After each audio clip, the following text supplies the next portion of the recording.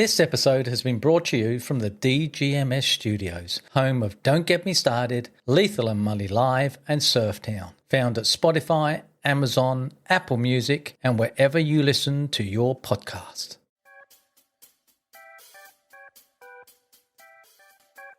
Welcome to Keith and Lee's Don't Get Me Started.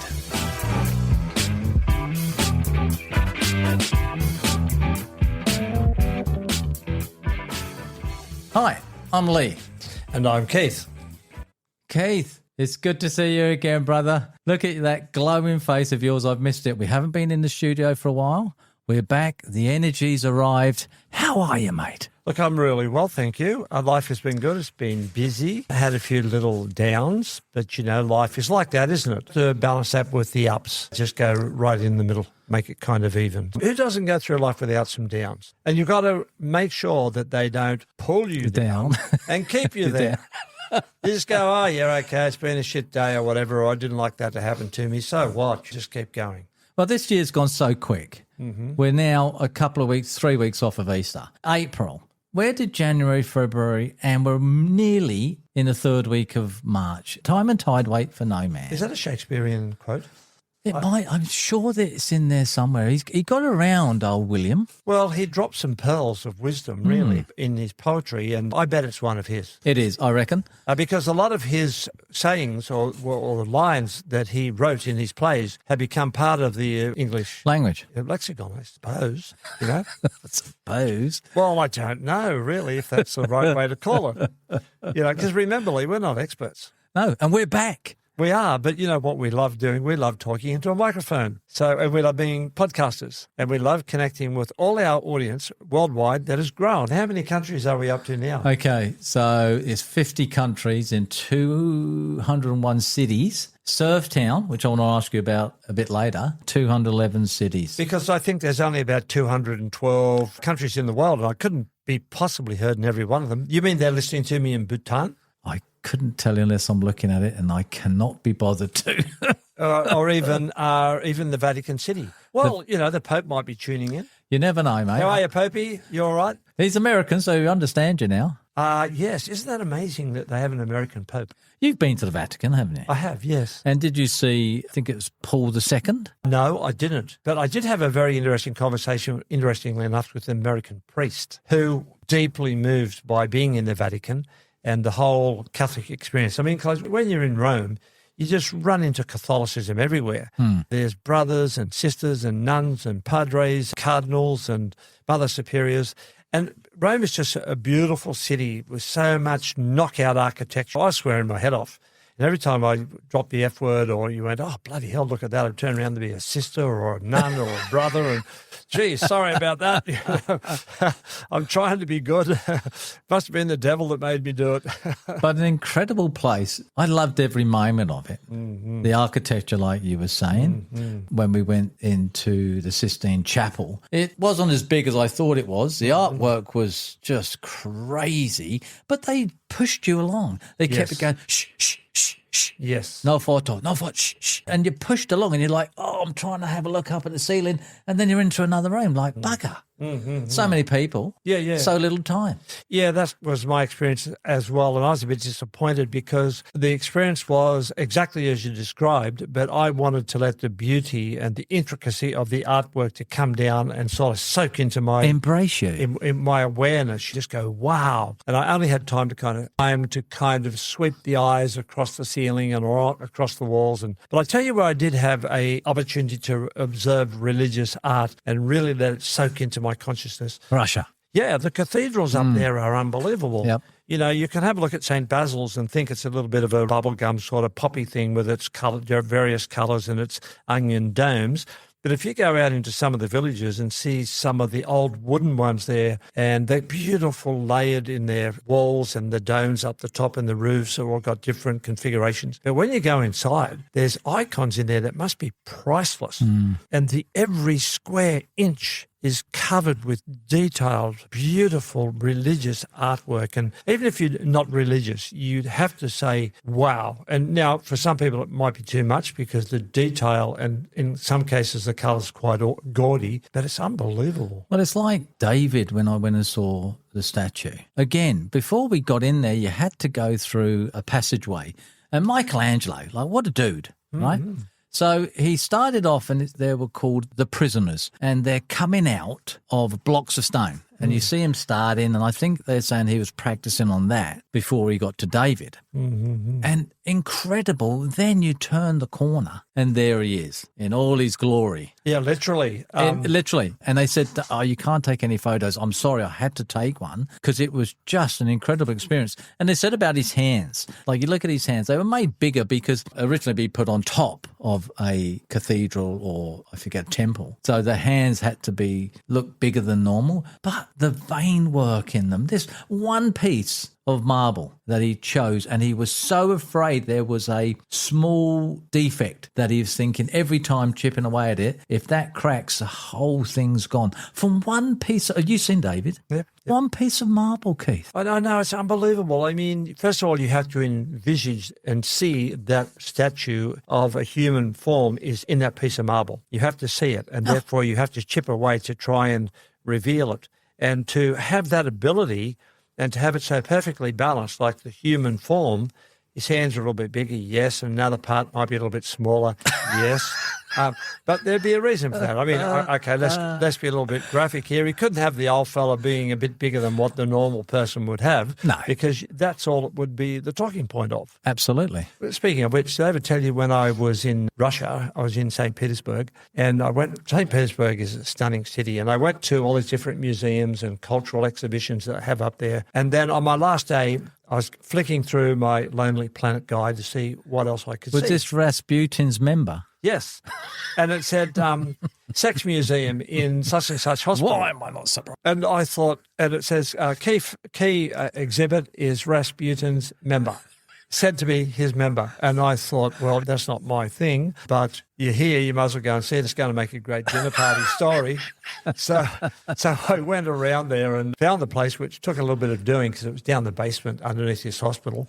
And I looked through this glass door, through the entrance, and I could see various objects, which I won't describe, up on the wall, and the door was locked. And it was during office hours, so I knocked on the door as this nurse walked past. She opened the door and she spoke English a little bit, and she said, "We are closed. We are closed." Well, what time do you open? No, we are closed permanently. So I didn't get to see what was supposedly the most famous part of Rasputin. I think apparently I've been spared because I've been told that it's black and shriveled. Oh, lovely. It's not something that you really want to have in your head. Well, they cut off Napoleon's foreskin too. Did they? Why do they do this? Oh, I'm stumped on that one. Incredible. I don't know. Maybe the virility of these famous men. Oh, there's some weird people around, probably maybe boiled it in a soup or something and drank the soup. Well, same as Einstein's brain.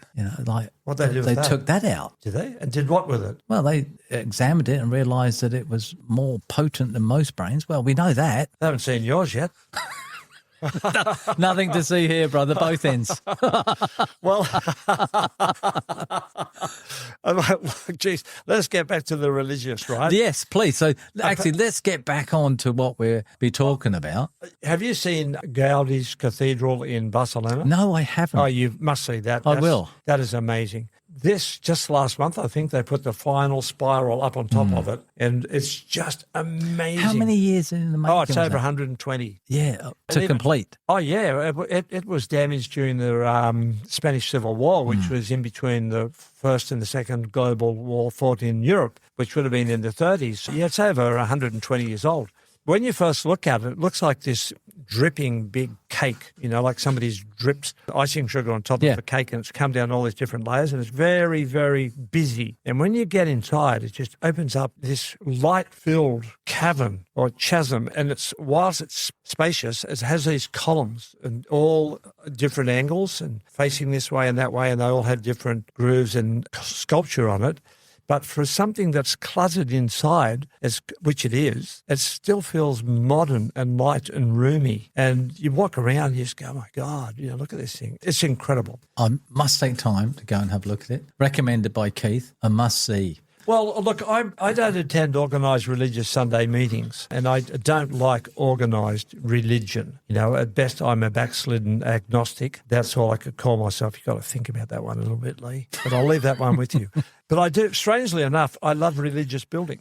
And I've seen some amazing mosques as well. When I was in Tatarstan, in Kazan, I went to a mosque inside the Kremlin. Kremlin means fort, and there are many Kremlins right across the Russian Federation. And this particular one had the largest known Quran in the world, and it was huge. And then some of the artwork, or not artwork, because they don't like to have, the Islamic people don't like their art to reflect the human form. So their art is in architecture and style. And some of that I saw was just breathtaking. And what I'd like to see if I ever have the opportunity, because we have listeners in Utah, I'd love to go over there and have a look at their great church or cathedral or tabernacle. Tabernacle, I think they call it. Well, we have before, and we have sent out, if you're in Utah, you're listening to this podcast, send us an email. Don't get me started, 2024 at gmail.com. Don't get me started, 2024 at gmail.com. And send us a message. Yes, and send Keith a message, that's me, with some details of your building and maybe even a photo. Again, got off track a little bit, but I enjoyed that, though. We did say that we'd try to pull it back. I'm going to try and pull it back now, Keith. You haven't got a chance, because I've got a joke I want to tell you. Before that, let's work our way in. But I'd just like to say we have a podcast coming out called Keith and Lee's Great Noosa Coffee Odyssey. Check it out. Check out the intro. We've done nearly 20 now. We've been busy on it. We've decided that we're going to get a few and then release them intermittently. We're also going to invite our old Noosa Now guests to come in and join us for a coffee. We've already done one. We've lined up 2 more. So keep your eyes out on that. Keith has done a little, maybe an apology. Would you say apology or, yeah. Keith has put out an update of why we've been a little bit slack in getting our episodes out, but we're back now, hopefully, and we decided that we're going to do it, and we're going to get on with it, and we're going to get it done. Keith, go ahead, mate. Well, Lee, I like a good laugh, and I do like courtroom jokes because apparently they're real. One of the things that happens, I surmise, is that the lawyers get on a roll. Their job is to question the victim, I suppose, or what would you call it, the person who has to give testimony? The witness. Yeah, they have to question the person that's in the box being grilled. And I think sometimes some of the questions come out of them without them really thinking about it, which is reflected in these jokes, right? Now, doctor, says the lawyer, is it true that when a person dies in his sleep, he doesn't know about it until the next morning?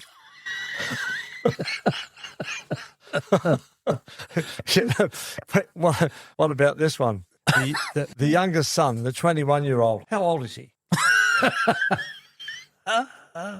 It doesn't seem real, does it? No, it seems like a Monty Python sketch. Yeah, that's why I think it's hilarious, because I can actually see this happening, because you get on a roll sometimes, you got to fit into a performance almost. You got to try and get the information you want, or this person out of that person, or get them to admit something. But it's like we heard a competition that was put out there some time ago. And it said, okay, everybody, write in. We want to know who was the lead singer of Genesis before Phil Collins. Put your answers to Peter Gabriel, competition.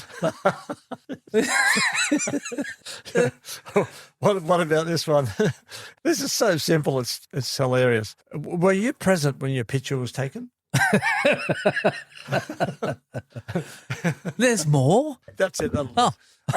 I've got three friends here. I've got 3 friends who are lawyers, and one of them is very good at his job, very serious. Another one is a bit of a scoundrel, and I can imagine him getting up to all sorts of things. And then another one, the third one, oh boy, he's a beyond scoundrel. He's unbelievable. But he's got the most amazing mind I've ever come across. I can imagine him having a lot of fun. Oh. But now, Lee, you want us to get back on track. Yeah, we do. What are we talking about? This is one of yours, and Oh, yes. I think you should introduce it. Well, I've been thinking a lot about this lately because it's a simple question, but I think it's an amazing question. Is want and desire the same thing? Some of the religions, particularly the Buddhist religion, as far as I understand, one of the tenets of that faith is that you have to renounce want and desire, or desire. And so therefore, the things of the world, material things and experiences, etc., what the world can give you is something that you are not that you shouldn't desire to chase and want after. And I find that to be really curious, because the world has so many things that are good that I think that we can desire. I don't think we have to strip ourselves away from what the world has to offer, the good, the bad, the ugly, so to say. What is wrong with wanting to enjoy a simple swim in the ocean on a hot day? What is wrong with wanting to have a bit more money than what you've got if you have a balanced approach to it? What is wrong with wanting to have a great partner in life? What is wrong with wanting to go and experience a new restaurant? To come across a Peruvian restaurant you've never seen before. Oh, what's their food? I would love to go and experience it. Well, let me add another one to that. Need. Needs, wants, desires. Yes. I think each one holds a different value. Desire and want both represent a longing for something, but a need for. They present a longing, a need for. But desire generally is a deeper, more intense and emotional of the desire and wants, while want is often a lighter preference or a recognition of a deficiency, which I agree with. So the two, the desire and wants, hold their self differently, different weights attached to them. The desire would be more potent because you desire. Yeah, but this is curious to me, and this is one of the things why I think this subject is fascinating, because let's suppose that God's real. We're not going to have a religious... He's not? Well, I don't know. I told you I'm a backslidden agnostic. I wouldn't have a clue. But let's suppose that he is. So God has actually created the human being, and the human being wants and desires and has needs. Then to turn around and say, well, no, you shouldn't have them, because if you can free yourself from those urges, you're going to have a much more spiritual life. You're going to have a lot more of an opportunity to get rid of the excess and live a very simplistic life, so you'll come into true spirituality, awakening and awareness. And it seems to me to be contradictory. We're made to enjoy this world. We're made to be part of this world. Well, okay, let's say we're not made. Let's say we are created by evolution, or we popped out of a mutation of evolution and the Big Bang. We fit into this world perfectly. The abundance that the earth brings forth in terms of food is perfect for us. The climate is perfect for us. All our resources and needs that are here, resources that we need to survive, to have clothes, to build our homes, are here. So we're perfect for this place. However we got here, through an accident, creation, or whatever, why should we deny wanting to look forward to enjoying some of those things that the earth has for us? Well, I don't think we should deny ourselves that. I think we should embrace that, and we should run alongside that. See, desire implies passion or aspiration. There's that desire. It's a deeper word. When it's said, I desire, so it could be a sexual connotation to it, which people will look into, or a desire to do well in life. A desire to please your partner or your boss or whatever, where want is seen as a conscious, less intense wish. Desire implies passion or aspiration, whereas want is seen as a conscious, less intense wish to possess something. I like that, Lee. Where do you get all this stuff from? I think the wanting is more achievable than the desire. We all want something. I'd like that brand new MV4 Augusta motorcycle. But it'd be different if I wanted to desire it. Yeah, but I don't have a problem with desiring. Wants is easier. Well, it is. It's more palatable. That's what I'm saying. Yes, but I don't have a problem with desire at all. It all comes back to that very bland word that sometimes I've had a love-hate relationship with. It all comes down to balance, doesn't it? What's wrong with desiring to have a better life than the one that you've got? But I don't think there is a balance between the two. That's what I'm saying, between desire and wants. Desire is a strong, deep, and often emotional craving. Want is more passive. Yes, I get that. So want is a weak desire. What we're doing now, wake up in the morning, I want a coffee. I don't desire a coffee. Oh, I do. It's probably about the first thing I'll think of. Sometimes I get up early in the morning, go for a walk and do some Tai Chi. And all I can think about is a bloody cup of coffee when I get home. I'm desiring it, man, I tell you. Where's my coffee? Because when I have my coffee in the morning, it's a time of solitude for me with a book, and I love it. You know, it's almost like a sacred hour for me. So I desire it very definitely. And if I don't get it, I think that my day's off to a wrong start. Yeah, I know. I want a coffee, or I want to watch that. Or if you go the need that I said at the beginning, I don't need a coffee. I want a coffee. I don't need to get up in the morning. I want to get up in the morning. I both. So desire doesn't come into it for me. I don't think I desire a lot of things in life. Well, I desire waking up and getting up tomorrow. You desire that? Yeah, absolutely. What, you don't think that it's going to happen anyway? Well, you never know. You could roll over in your sleep and choke on your finger and you inadvertently thrust into your throat. I mean, okay, that's a bit of a stretch, but yeah. You never know what's going to happen. All right, perspective. Desire is often described as an expression of abundance or a deep-seated wish for fulfillment. Would you agree with that? I would. Want is often considered a statement of lack or deficiency. You want it because you don't have it. I don't agree with that. What area don't you agree with that? I don't think you want something because you're deficient in it. Well, I suppose you are technically. But it's in the word. So want is more passive, which it is, often referring to a desire. Oh, yeah, but this deficiency thing is what I'm having a bit of a hang-up with. I've got a number of books, but there's quite a few books that I want. Right. Now, I suppose it is a deficiency because I don't have books on that particular subject. Yeah, it's a statement of lack of deficiency. It's not all. It's a statement. You want it because you don't have it. You can have it if you haven't got it because you want it. You don't desire it because if you desired it, you really will want to get it. Or the want, the need for it. That's what I'm saying next. So the need for it. They're all different words meaning different things, but basically come into the same fulfillment of the wanting. Yes. The need of, to desire. Mm-hmm. Well, you're twisting my head up a little bit here. My brainwaves As are on always. high wire. I don't like the word deficient. Deficiency. I don't like that word in this context because I want, yes, okay, I need it and I lack it, but I wouldn't say it's a deficiency. You want it because you don't have it. Well, I don't have it. That's why I want it.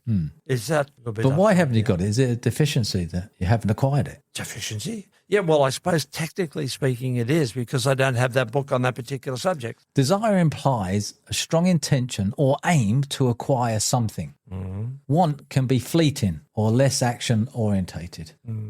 So the desire drives you more, where the want can be fleeting. I want it one day, but I don't want it the next day. Yeah, but desire drives you. It takes you over. It engulfs you. Oh, so if you are going to free yourself of all of these urges, that's the one to get rid of. Desire. Yep. I think so. I think for me to come alongside wants and needs, I'm happy with that. Once I get into a desire, then I think you lose track of the whole reason why that became a desire. Was it the want or the need for it? Are you a bit of a Buddhist, Lee? No, my wife's a practicing Buddhist. I don't mind the structure of it, but I like to jump between tracks. I do. I find that very naughty and in my own way. Have you had a go at Rastafarianism yet? No, that's another thing I'm not interested in. You've got to have dreadlocks. It's the hair, yeah. Yeah. And, I don't want that. Yeah, how do you have dreadlocks? How do you wash it? What's underneath? Yeah. How does it go past the point of being oily and sort of cement itself together? Right? Yeah, I think so. A friend of mine grew it and he just looked terrible. It's like, mate, what are you doing? Yeah, it looks like rat's tails. I saw one last week on this lady. It was down to her backside and it just looked terrible. It's like, dude, go and get it cut. Anyway, wants and desires. I don't have a problem with the desire. I think it all comes down to balance. Again, because desires can get you into a lot of trouble. There's no doubt about that. Oh, yeah. There's absolutely no doubt about it. You can indulge to the point where your whole life is out of kilt and it just takes over. In fact, gluttony, for example, is, your desire to eat all this gorgeous, beautiful food is one of the deadly sins. We're talking about 7 of them. Yeah, that's one of them. I've seen people who are gluttonous and they look like they're half dead anyway. They're so overweight, bulked out, just flab. There's just these big, bulbous people all over. And it's like, dude, what are you doing to yourself? Yeah, but desire for me can be something like, I want a new phone, but I desire a meaningful relationship. With your phone? I want a phone, but I desire a meaningful relationship with my wife or my girlfriend or my partner. But you can desire a certain model of phone. You know, you could be used lesser known brand, and you can lay in bed and you think, you wake up and you think, I'll be getting a new phone this week. And, I desire a top model, certain brand. That can be desire. What would you desire, Keith, if I gave you one wish now? Keith. Gosh, that's putting me on the spot. What would you desire? Well, you could say world peace. Yes, that'll do. No. No. No, I want... want. All right, this is what I desire. You keep using the want. I desire this. Yes. I desire that every single government on the planet will be from this moment forward honest and righteous, and it will be set in stone that they will act that way accordingly for the entire existence of human beings. Excellent. I agree. I desire for every child to have food on the table. I desire the evil of this world to be banished and for everybody to come together as one and live in harmony. That's a desire that I would harbour. Well, the way I see it, if you have good governments that are bound to be righteous and honest, there's a good chance what you are desiring will come about. Well, mate, I'm with you. Because most of the evil and bad stuff that I see that goes on around the world are caused by governments. We're stuck with them. We can't get rid of them. You know, we vote in somebody who we think's going to be a political saviour. He or she's no different from the ones before. You think it's because it's a desire for fame and wealth? Absolutely. Desire again, see, can go two ways. See, there's that old saying from the scriptures, isn't it? The love of money, the love of is the root of all evil. Band that out a little bit. The love of power is a cause of another evil. Well, we're seeing it now. Not to get in too deep, but we're seeing that right now. In February 2026. March. Are we in March? We're in March. You were saying how... all right. You were saying how quick time's going. It's Wednesday, 11th of March, 2026. Yeah, well, I wanted to qualify the date because somebody may be listening to this in another 15, 20, 30, 40 years' time. And if we don't name names, but we pin down the date, they'll be able to say, oh, yeah, such and such was in power, such and such had a government, this was happening, that was happening. Yep. So we're not really getting into all of that, but we're... Well, as I said today to you, or yesterday, we live in interesting times, Keith. We do indeed. We're blessed enough or fortunate enough to see these things unfold. Yeah, it's just amazing. You know, what's going on around the world now is transformative in many ways. And it's really interesting when you look at conflicts between nations or civilizations, what really intrigues me about it is what is going to be the change that comes about after that conflict, war, or whatever is finished. Because war is like a fire that comes through and destroys and, if you like, clears the way for something else to emerge after. So when something is destroyed or obliterated by a missile or whatever, a bomb, what is going to be the replacement? So if you, like, for example, after the Second World War in Europe, two empires were gone. The British Empire, after the First World War, the Ottomans, Habsburgs, gone. After the Second World War, British Empire, gone. You know, what's going to happen after the conflicts that we're looking at now in Ukraine and also in Iran? Well, it's going to be apparent, I think, within the next year or so. Maybe a new world power. We were talking about BRICS before. That may be the new economy. All these things are on the table now, where before it never was. Yes. Now they are. Yes. It's a new day. It is a new day, and for many people, they look at it as a change of the old order and the emerging new order, which we won't go into, an interregnum of one emerging... I love that word. It explains so much, doesn't it? Interregnum. What was established is now fading and receding as a new order. It's coming through. Yeah. And, you know, we're seeing that in terms of the global geopolitical situation, you know, the so-called rule-based order. Absolutely. Which was the hegemony of the US is now receding as we've seen different autocratic nations rise up and establishing themselves individually along the strong lines of nationalism. And so there's great changes happening around the world at the moment. So it was the Irish who said that. Maybe we live in interesting times, and we do, Lee. It was Paddy down the pub. He said it. Did he?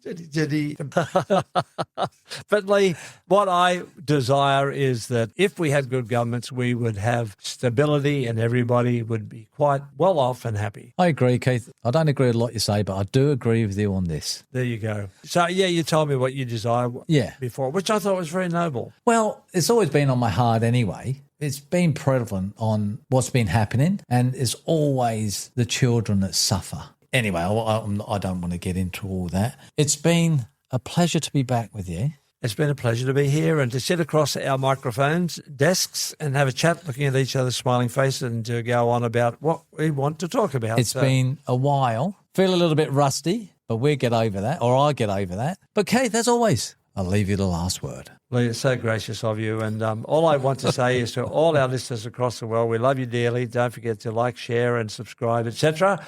Pass on the good word that Don't Get Me Started with Keith and Lee's a really nice, easy place to hang out for 40 minutes. So until next time, goodbye from me, Keith. Thanks for listening to this episode of Don't Get Me Started with Keith and Lee. Don't forget to rate and review this podcast. To see more of Don't Get Me Started, jump onto our socials, follow us on Instagram at Lethal and Mully, Facebook and LinkedIn. If you would like to be a part of the show, email us on don'tgetmestarted2024@gmail.com. Until next time.